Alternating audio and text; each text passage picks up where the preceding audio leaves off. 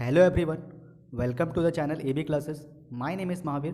Friends, आज 17 नवंबर के तीनों शिफ्ट के एग्ज़ाम हो चुके हैं और मुझे तीनों शिफ्ट के जितने भी क्वेश्चन मिले हैं हम यहाँ देखने वाले हैं। सभी क्वेश्चन एकदम रियल क्वेश्चन होने वाले हैं और आपने अगर एग्ज़ाम दिया होगा तो आप अपना आंसर देख ले और आने वाले शिफ्ट के लिए ये बहुत ही इंपॉर्टेंट साबित होने वाले हैं। ठीक है फ्रेंड्स, तो क्वेश्चन हम लोग आगे बढ़ते हैं। तो जैसे कि पहला क्वेश्चन पूछा गया था, ठीक है, इसमें शिफ्ट 1, शिफ्ट 2 और शिफ्ट 3 के जो क्वेश्चन मुझे मिले हैं वो सारे यहाँ देखेंगे। हिंदी के भी कुछ कुछ रहेंगे। जितने क्वेश्चन मिले हैं सारे क्वेश्चन फ्रेंड्स पूरे रियल क्वेश्चन हैं। तो आज के पहला क्वेश्चन है, जैसे कि अनुच्छेद 76 के बारे में पूछा गया था, आर्टिकल 76 में पूछा गया था। तो अब जैसे कि ऑप्शन के हिसाब से था, ठीक है, तो आर्टिकल 76 में क्या है, तो भारत का महान्यायवादी है, ठीक है, भारत का जो है महान्यायवादी, जो कि आर्टिकल 76 के द्वारा भारत का राष्ट्रपति द्वारा उसे मनोनीत किया जाता है। ठीक है फ्रेंड्स, तो इससे भी पूछे जा सकता है कि भारत का राष्ट्रपति महान्यायवादी को कौन मनोनीत करता है, तो भारत का राष्ट्रपति मनोनीत करता है। और एक क्वेश्चन पूछा गया था प्रस्तावना से। अब ये क्वेश्चन क्या पूछा गया था तो एग्जैक्ट मुझे नहीं मिली है, तो इसलिए मैंने यहाँ पर जो है आपको बताने के लिए यहाँ पर प्रस्तावना से रिलेटेड एक क्वेश्चन पूछा गया, तो आप प्रस्तावना को भी अच्छे से पढ़ के जाना। ठीक है फ्रेंड्स, प्रस्तावना को भी अच्छे से पढ़ के जाना।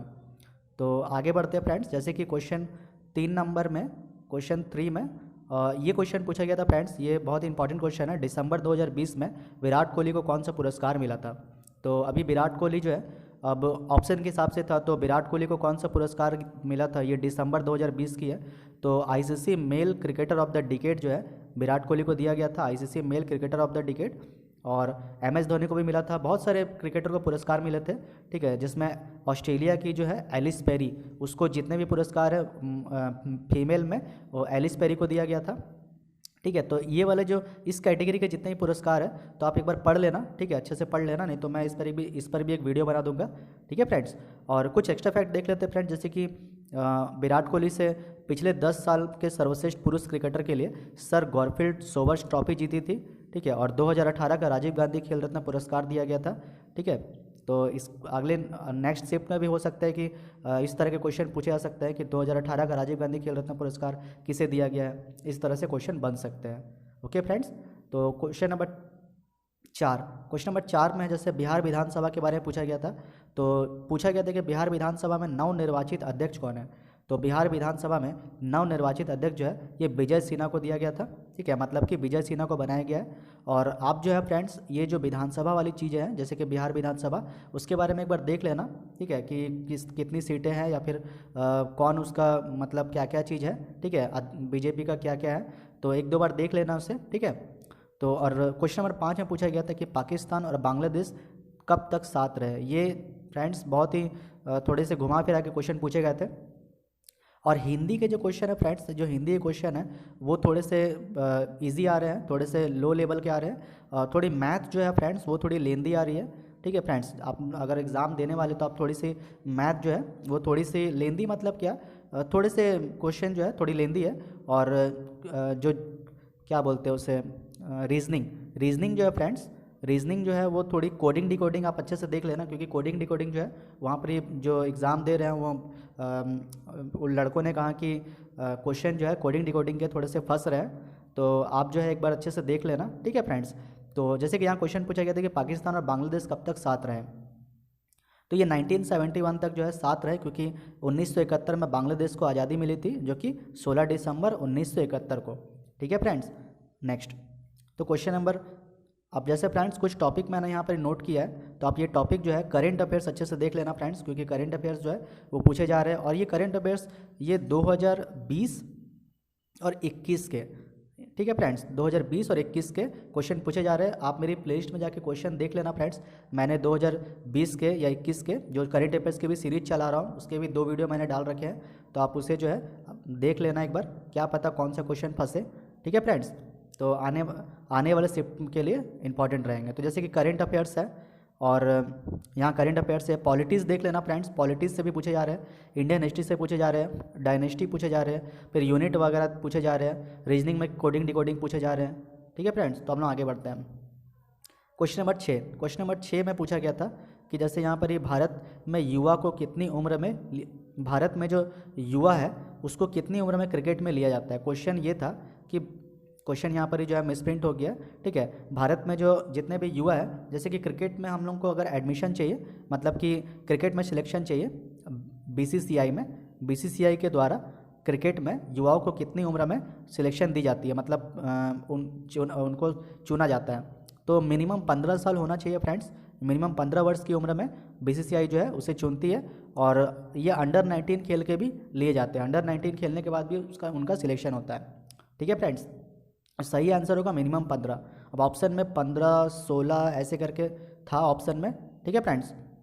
तो अगला क्वेश्चन पढ़ते हैं कि जैसे चंद्रयान 2 से भी क्वेश्चन बन रहे हैं फ्रेंड्स, जैसे यहाँ चंद्रयान 2 से क्वेश्चन बने थे, और ये एनटीपीसी सीबीटी 1 आप लोगों ने दिया होगा, अगर एनटीपीसी सीबीटी 1 में भी ये चंद्रयान 1 और चंद्रयान 2 ये दोनों से बहुत से क्वेश्चन बने थे, तो इसकी भी एक वीडियो मैं लेकर आऊँगा फ्रेंड्स, ठीक है। जो जो टॉपिक बन रहे हैं तो आप मुझे कमेंट बॉक्स में बताना, ठीक है। तो चंद्रयान 2 के बारे में पूछा गया था कि ऐसे क्वेश्चन पूछा गया था कि चंद्रयान 2 जो है वो जो गया था चंद्रयान 2, तो वो जो कि कितने रिवॉल्यूशन कंप्लीट किया था, इस तरह से कुछ क्वेश्चन पूछे गए थे रिवॉल्यूशन के बारे में। अब ये एग्जैक्ट क्वेश्चन मुझे जो है नहीं मिला, लेकिन मैंने यहाँ क्या किया कि हो सकता है कि जैसे कि कुछ क्वेश्चन बन सकते हैं चंद्रयान 2 के, कुछ इंपॉर्टेंट चीज़ें, जैसे चंद्रयान मिशन जो है चंद्रयान 2 का मुख्य उद्देश्य क्या था, तो जैसे कि मुख्य उद्देश्य जो था जल की उपस्थिति का पता लगाना था, चट्टानों में खनिज पदार्थों की जांच करना, और चंद्रमा के ऊपरी सतह की जांच करना। तो ये 3 जो है इसके मुख्य उद्देश्य थे, चंद्रमा के ऊपरी सतह का पता करना, चट्टानों में खनिज पदार्थों की जांच करना, और जल की उपस्थिति का पता लगाना। ये जो है इंपॉर्टेंट थे, और इससे जुड़े जो है और भी कुछ क्वेश्चन मैंने यहाँ लिखा है, क्योंकि हो सकता है क्वेश्चन बने और जैसे कि यहाँ पर ही चंद्रयान 2 जो है इसे 22 जुलाई 2019 को छोड़ा गया था, ठीक है। और 22 जुलाई 2019 से पहले इसका परीक्षण जो है किस स्थिति को किया जाना था, मतलब कि ये 15 जुलाई 2019 को किया जाना था इसका परीक्षण, लेकिन क्या है कुछ वजह से, कुछ परेशानियों की वजह से 22 जुलाई 2019 को इसका परीक्षण किया गया था। और कुछ क्वेश्चन और भी है, जैसे कि यहाँ चंद्रयान 2 जो है, चंद्रयान 2 को भारत के किस शक्तिशाली रॉकेट से लॉन्च किया गया था, तो GSLV Mark 3, GSLV Mark 3, ठीक है फ्रेंड्स। कुछ क्वेश्चन देख लेते हैं, उसके बाद फिर आने वाले जो है देखेंगे हम लोग। तो चंद्रयान 2 को भारत के किस शक्तिशाली रॉकेट से लॉन्च किया गया था, तो GSLV Mark 3 से। एक और क्वेश्चन चंद्रयान 2 से देख लेते हैं, ठीक है।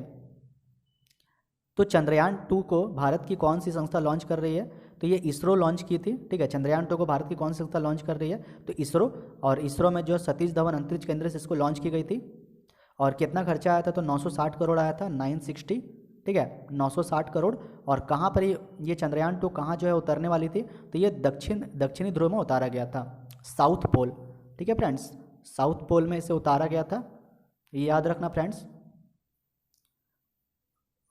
इसके आगे फ्रेंड्स जो हिंदी में पूछे गए थे, असत्य का विलोम पूछा गया था फ्रेंड्स। अब यहाँ ऑप्शन के हिसाब से है, ठीक है। अब ऑप्शन में सत्य रहा होगा या फिर और भी क्या क्या रहा होगा, तो उसके हिसाब से आपको लगा के आना था। तो ये असत्य का विलोम पूछा गया था। फिर राजीव गांधी, यहाँ क्वेश्चन नंबर 13, राजीव गांधी खेल रत्न पुरस्कार के बारे में पूछा गया था कि राजीव गांधी खेल रत्न पुरस्कार का नाम जो है प्रधानमंत्री प्रधानमंत्री जी ने क्या रखा है, तो अभी हाल फिलहाल में राजीव गांधी खेल रत्न पुरस्कार का नाम चेंज करके जो है मेजर ध्यानचंद रखा गया है, और मेजर ध्यानचंद खेल रत्न पुरस्कार रखा गया है। और मेजर ध्यानचंद पुरस्कार के बारे में भी आप एक बार अच्छे से देख लेना अगर आप एग्ज़ाम देने वाले हैं। और ये जो है इस पर मैंने एक वीडियो बनाया है, तो आप मेरी प्लेलिस्ट में जाकर देख लेना कि राजीव गांधी खेल रत्न पुरस्कार के बारे में जो इस बार दिया गया 2021 वाली जितनी दी गई है राजीव गांधी खेल रत्न, टोटल राजीव गांधी जो है वो 12 जन को दी गई है। तो वो 12 जन किस किस को दिया गया, मैंने इस पर वीडियो बना रखा है, तो आप प्लेलिस्ट में जाकर देख लेना। और अर्जुन पुरस्कार के बारे में भी देख लेना, क्या पता क्या क्वेश्चन पूछे, ठीक है फ्रेंड्स। आगे बढ़ते हैं।